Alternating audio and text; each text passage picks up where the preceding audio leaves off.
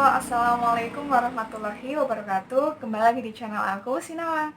Nah, kali ini aku akan bahas mengenai macam-macam alat kontrasepsi pada wanita ya, atau yang disebut alat KB, atau yang disebut family planning. Dan tahu nggak berita yang heboh akhir-akhir ini tuh apa selama musim pandemi corona? Jadi, aku kaget banget, terkejut, jadinya shock.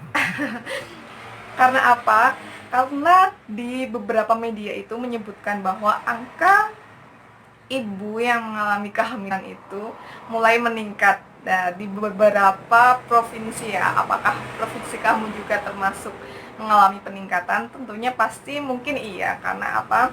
Selama musim pandemi ini, kan kalian tahu sendiri, suami-suami itu pastinya di rumah, jadi WFH semuanya. Jadi mungkin mereka ingin membentuk generasi baru ya. Jadinya ya tidak dimungkiri ya bahwa angka kehamilan itu terus meningkat gitu aja.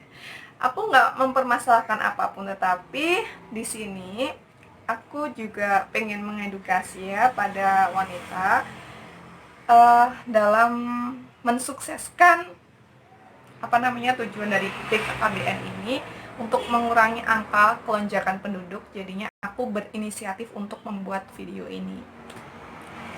Dan kali ini aku akan bahas mengenai macam-macam alat kontrasepsi ya bagi kalian wanita usia subur.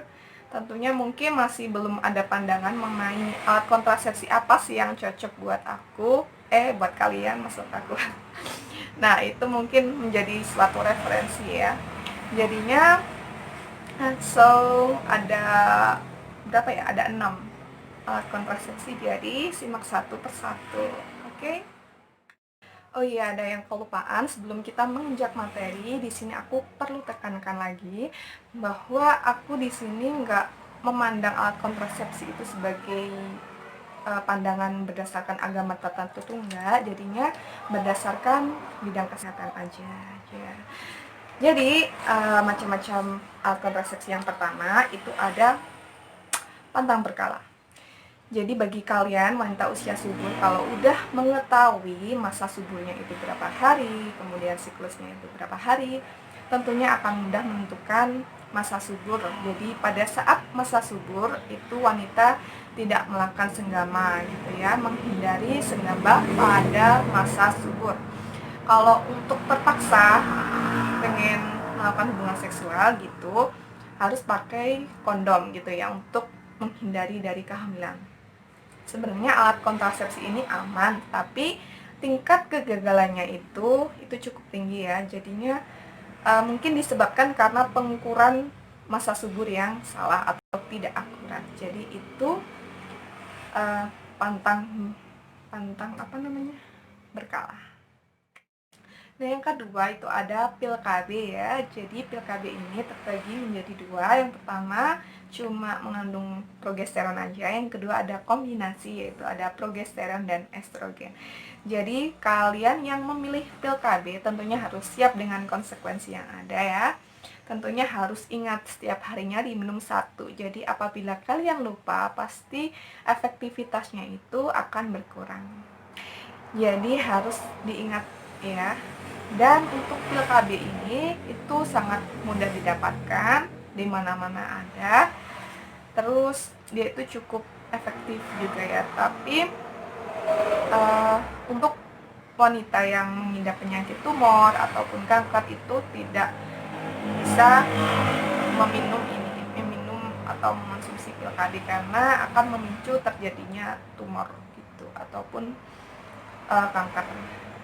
Dan untuk efek samping dari penggunaan pil KB ini biasanya wanita mengalami pusing-pusing, kemudian mual kayak gitu. Tapi biasanya headnya menjadi teratur gitu ya. Jadi untuk pil KB seperti itu. Oke, alat kontrasepsi yang ketiga itu ada suntik KB ataupun injeksi. Jadi pada suntik KB ini ada dua macam ya, 1 bulanan yang mengandung progesteron dan 3 bulanan itu mengandung progesteron dan estrogen. Jadi pada ibu menyusui ini ada baiknya memilih yang 1 bulan yang hanya mengandung progesteron, karena apabila memilih yang 3 bulanan itu kan ada kandungan estrogennya. Jadi estrogen itu akan menurunkan produksi air susu ibu ataupun ASI. Dia menghambat hormon prolaktin untuk merangsang produksi ASI gitu. Nah, untuk penggunaan KB suntik ini ya, biasanya itu efek sampingnya ibu itu mengalami mual-mual, pusing, kemudian terjadinya spotting ataupun bercak, kemudian nyeri gitu biasanya. Dan pada wanita yang mempunyai riwayat tumor ataupun kanker sama ya seperti tadi, dianjurkan tidak menggunakan KB suntik gitu. Nah, itu untuk KB suntik 3 bulanan ataupun 1 bulanan. Oke, alat kontrasepsi yang keempat itu ada implan ataupun yang disebut susuk ya. Jadi pemasangan susuk atau implan itu di lengan gitu.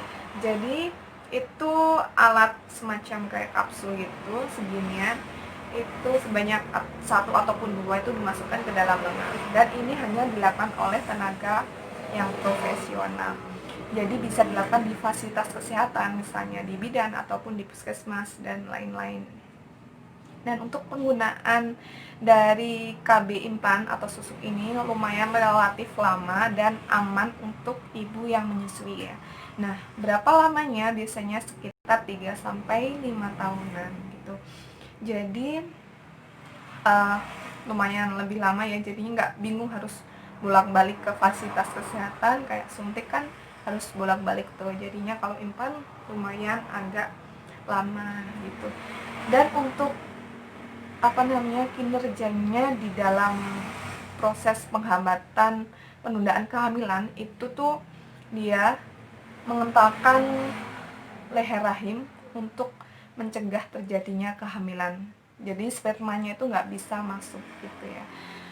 Dan biasanya efek sampingnya itu headnya menjadi tidak teratur untuk implan ataupun susuk gitu. Oke.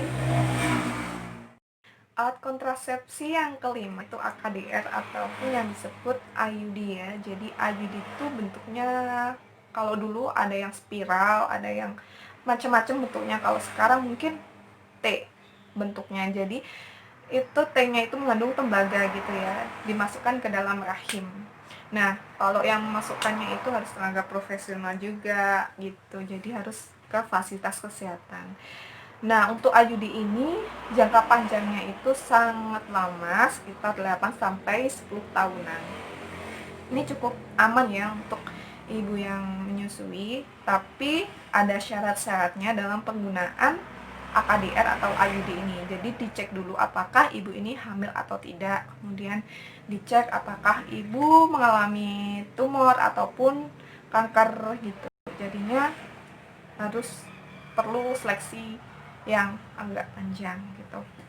Dan untuk penggunaan AKDR ini apabila setelah dilepas itu biasanya darahnya lumayan banyak ya, tapi langsung bisa subur kembali. Dan untuk pemasangan AKDR juga bisa 2 jam postpartum bisa gitu ya untuk pemasangannya. Kemudian untuk kinerjanya di dalam menunda kehamilan itu dia menangkal sperma yang masuk di dalam rahim. Kemudian dia juga menghambat adanya pertemuan sel telur dan sel sperma gitu. Oke. Dan yang terakhir adalah kontrasepsi tubektomi. Ini kontrasepsi semacam tubanya itu diikat dan ataupun dipotong. Jadinya ini kalau ibunya sudah tidak menginginkan kehamilan lagi, boleh tuh pakai tubektomi ya.